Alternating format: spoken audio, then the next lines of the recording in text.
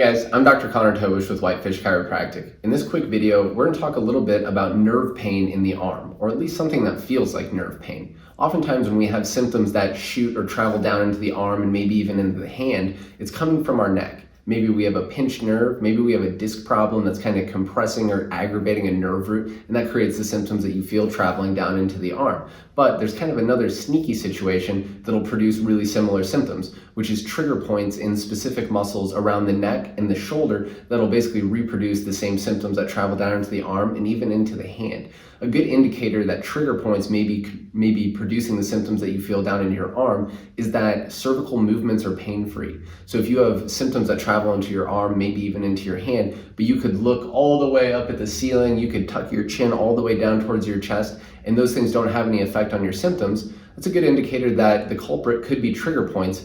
And if that's the case, we want to do some specific things to treat those trigger points to resolve the symptoms that you feel in your arm and hand. Next up, I'm going to show a little picture of some of these muscles that have trigger points that will produce referred pain down into the arm and hand. So I'd push around into these muscles, and if you could find kind of a tight, tender spot in one of these muscles that reproduces your symptoms, it's a good indicator that this trigger point might be what's causing your symptoms. One of the most common muscles that can develop trigger points that refer pain down the arm and even into the hand is a muscle called the infraspinatus, which is on the backside of your shoulder blade. So if you dig around on the backside of the shoulder blade, you find some of these tight, tender spots that reproduce the symptoms that travel down your arm. This is a great place for us to use a lacrosse ball for some soft tissue smashing. So to do that, we're basically just going to lay over the top of the ball, smashing it into the infraspinatus. So we can get here and then kind of roll around and compress into the ball so you kind of find the spots that are reproducing your symptoms. Then we can hang out here, compress down into the ball,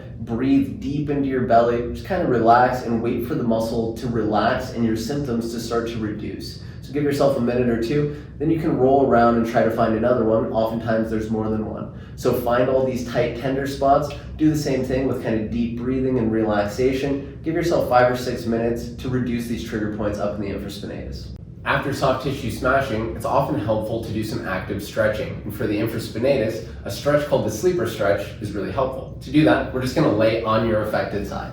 So you'll go here, and we're gonna be laying on our shoulder. We kind of want to keep our shoulder in a good position. So we don't want our shoulder blade rolling forward or up towards our ear. We kind of want to keep the shoulder blade pulled down towards the rib cage. Next, we're gonna drop your hand down towards the floor or towards your knees until you start to feel a stretch back where you did that soft tissue smashing. Next, you can add light pressure with your other hand. Hold the stretch for 8 to 10 seconds. Then we're gonna contract the muscle by activating as if you're gonna rotate your arm back the other way. You're gonna stop that with your other hand. So it can be really light activation, just enough to basically contract the muscle. So very gently pulling back into your top hand, hold for 7 or 8 seconds. You can relax, then see, can you go a little bit further? Rinse and repeat. I do 3 to 5 cycles of that. You can do it twice daily. After the soft tissue smashing and stretching, it's a good idea to finish by using the muscle through its full range of motion. A great way to do this with the infraspinatus is a little exercise like this. So we're gonna have you grab a small weight. We're gonna prop your elbow up on your knee. So from here, to lengthen the infraspinatus, we're really slowly, over the course of 3 to 4 seconds, we're gonna let the hand drop all the way down. We're gonna keep the shoulder in a good position, so we don't want it to dump forward. So keep your shoulder blade in a good position, but let the hand fall as far as it will. After that, again, slowly, we're gonna rotate all the way back up. So 3 to 5 seconds on the way down, then really slowly, 3 to 5 seconds all the way back up. I'd shoot for 2 sets of 5 to 6 reps on that.